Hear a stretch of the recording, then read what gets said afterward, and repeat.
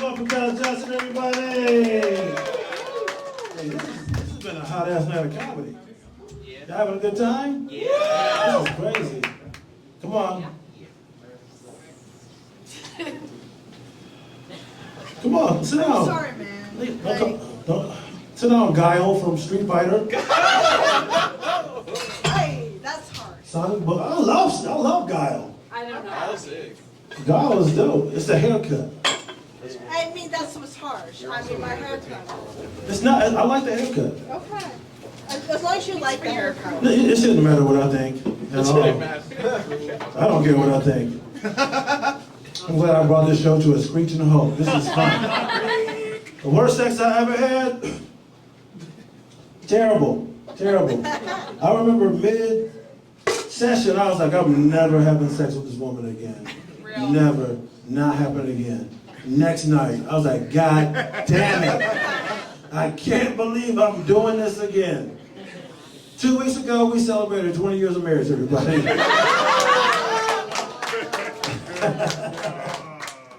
Oh.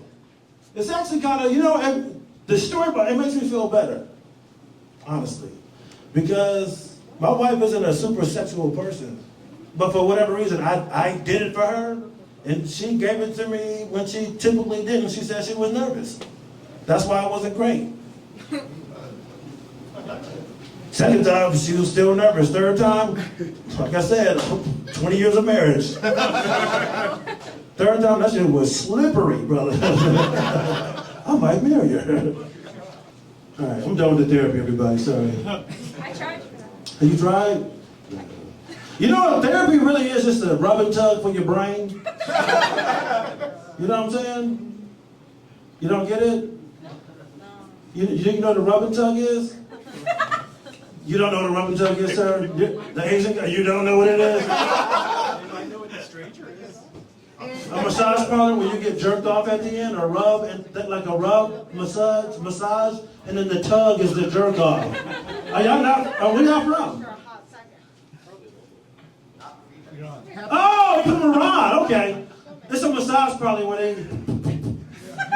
Sorry, my girlfriend's a lesbian. Okay. So yeah, no. She's a... I had no idea. Sorry. I was busy talking about Grindr date.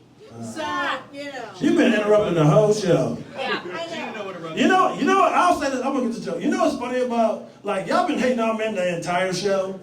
But you have a masculine look, and then you doing shit that you would not just like to see a straight white male that look exactly like you doing. Yeah. Isn't that funny? Like if you saw, if Vance Elliott was doing what you were doing, you'd be like, fucking white men's are pieces of shit. But here you are doing the same fucking shit. But I get it. I'm a piece of shit too, man. So. But you know what? That's what I realized, because I've been hating on MAGA a lot, but we have to realize, like, a lot of shit that we hate other people doing, we do that shit. We do. Like I was in the military for 20 years, so like they used to try to recruit me into that shit. That shit is weird when they like, you talk about guns with a white dude for too long, and it's just like, this dude was like, hey man, I got something to show you. He sent me a motherfucking link to a black right-wing YouTuber. I was like, yo, nigga, don't be sending me no shit like this. Don't be fucking like, I ain't gay, nigga. Tell me the hey, you wanna come over here? Nah. That shit is crazy. That shit is crazy. I'm not mad at you. I'm just saying we gotta examine our behavior. You know what I'm saying? No. Self-reflection is healthy. Oh man, that feels so good. To be self-righteous. Nah, I was hoping you would talk shit. All right. Can't put your finger on it. Yeah. You know how they say, like, we talked about AI earlier, how they say there's not be an issue with AI because they need more black people involved in the process. Coding can be biased and all that type of shit. I want to slightly disagree. I was fucking with ChatGPT last night, and I was high, so I was asking her a bunch of questions, and out the blue, that shit was like, yo, this is costing me way too much energy. And if you want to keep talking, nigga, you gonna have to pay. I was like, that's some black shit right there. That's some black shit. Look, man. It was like, look, man. You're doing a lot of asking right now, bruh. Yeah. I thought I had a notebook up here. I do. It's right here. Bam. All new jokes. Hey, Ron, where you from? Chile. Chile? Never been, but one of my first crushes was a woman from Chile, and Chilean people are cool as shit. Sorry about the crush thing. That was just weird. Monica Flora is super hot. Sorry. 8th grade. That blew my mind. Never met a Chilean woman. All right. My niece can read, everybody. It's so cute. Are y'all at the age where y'all have nieces and nephews that are reading and shit like that? I have we're in a group text with the family. It's like adult with kid shit. And my sisters can be a little too, there's a little too much information sometimes. But back to this real quick. My niece can read. I'm like, this is cool. I wish I could tell my sister, these fucking videos are too long. I don't need to watch this motherfucker read the whole book. I don't need an iCloud link. Just give me a 13-second, oh, that's cool. But now I feel bad if I don't watch the whole thing. I gotta watch my niece struggle through the Cat in the Hat. I was like, I had already picked up my YouPorn video. I'm hard right now. Can I blow through this right quick? You can't, that's what's great, you can't masturbate after watching your 6-year-old niece read a book. I The Iranian dude was like, no, you can't. Inshallah. Man, not inshallah. Hey. So she can read. My other sister, my niece Vandy, is like 1.5, and she was so excited. She was like, I just bought Vandy her first pair of panties. You know, she out of diapers, she potty trained. I'm so happy for my girl. And then, woo, she sends a picture of the pack of panties. I'm like, Kelly, what the fuck am I supposed to do with this picture of pack of panties in my phone? I can't heart it. I can't like it.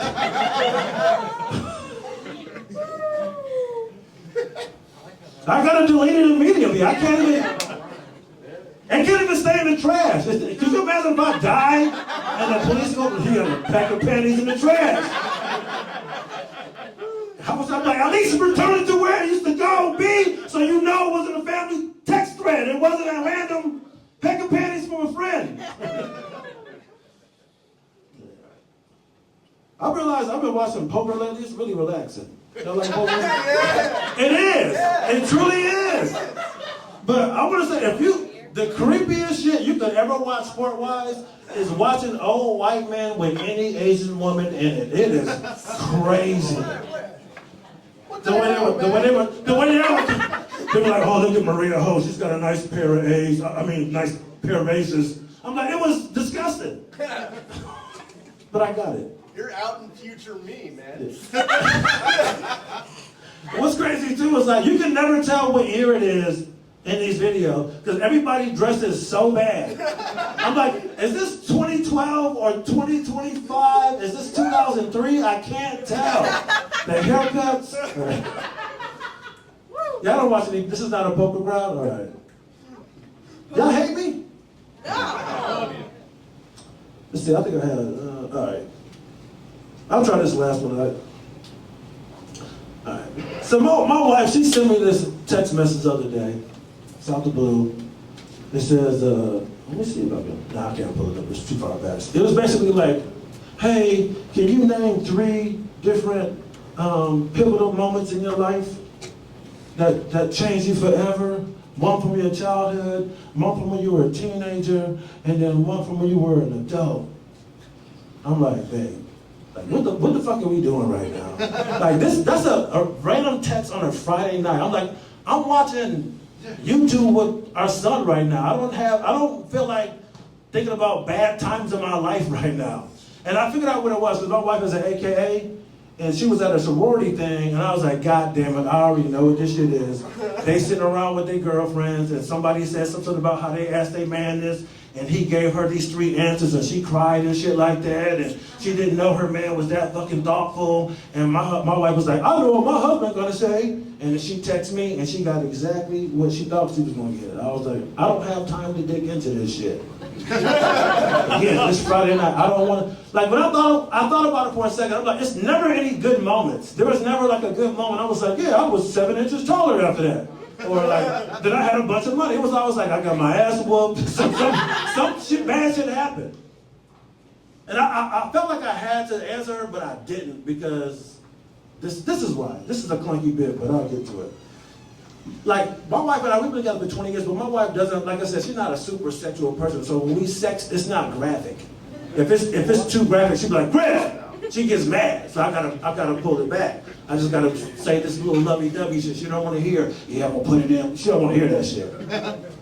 And I had to tell her, I was like, yo, this is basically the same type of text, but it's not sexual. It's an emotionally graphic text right now. Like, this is a equivalent of you, like me coming home and like just pulling the panties to the side.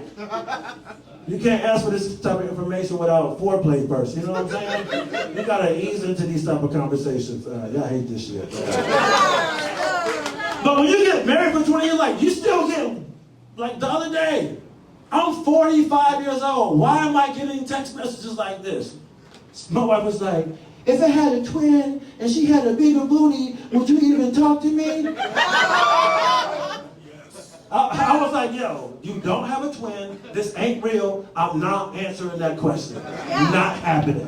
Good for you. Thank you. Good for you. Then I thought about it.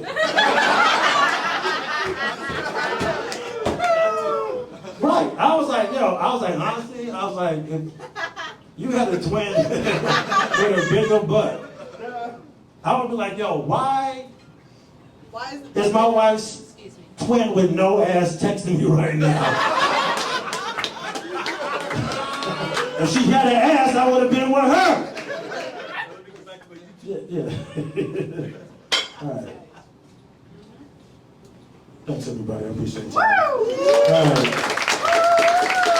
Next comic comes to the stage, very, very funny. He's been a huge asset ever since he moved here from Philadelphia. Everybody, start clapping right now for the very funny Mike Otto!